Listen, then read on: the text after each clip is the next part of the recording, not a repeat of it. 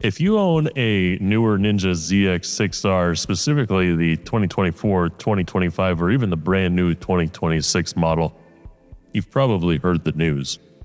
Kawasaki wants you to stop riding your bike immediately.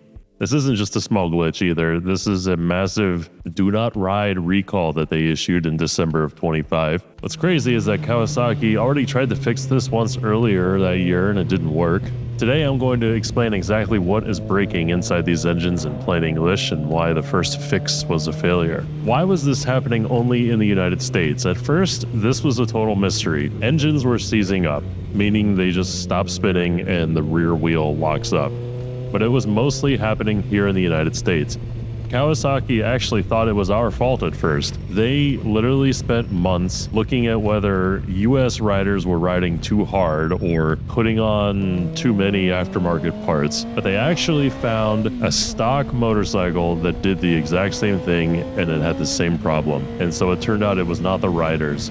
It was a mistake they were making at the factory when the engines were being bolted together in the first place. So the problem, now inside your engine, there's a part called a bushing, like a smooth metal sleeve.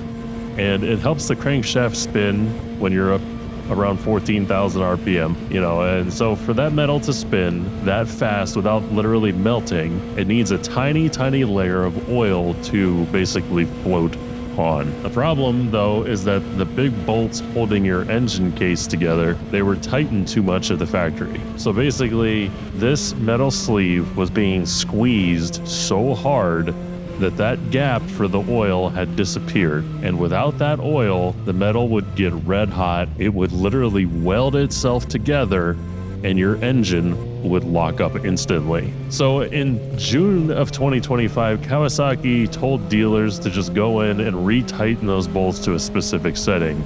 But by December, they realized that was not enough. So think of it like tightening a lid on a jar. Sometimes the lid feels tight because there's a bit of grit in the threads, not because it's actually sealed. Using a standard torque wrench was giving the mechanics fake readings.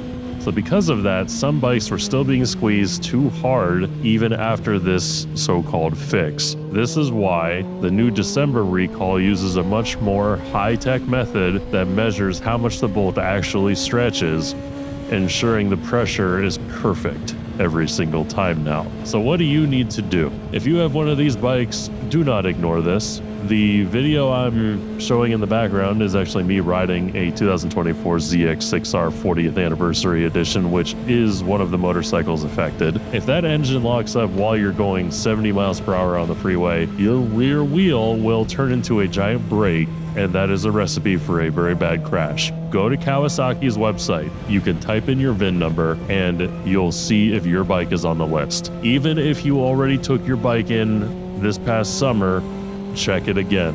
Most of those bikes are being recalled a second time to make sure the job is done right with the new method. If a dealer sees that your engine has already started to overheat inside, they might even replace the whole motor for you. So in closing, this is a huge headache, obviously, having a motorcycle you can't ride, but it is better than having a bike that tries to throw you off. Get it checked, go to the website that I provided for you, type in your VIN number, and if necessary, get this problem fixed. If you've dealt with this recall already, I want to hear from you. Tell me in the comments how the whole experience went, what happened, what they replaced, what the dealership ended up doing, and how they treated you throughout the whole process. And of course, if you enjoyed my video today, letting you know about the new Kawasaki recall, go ahead and drop a thumbs up on the video for me. I would really appreciate it. I'm trying to grow this channel, so a subscription would be awesome as well. Go ahead and hit that subscribe button and hit the notification bell so you don't miss my future uploads. That's going to do it for me today. I want to thank you all so much for watching and ride safe out there. Later.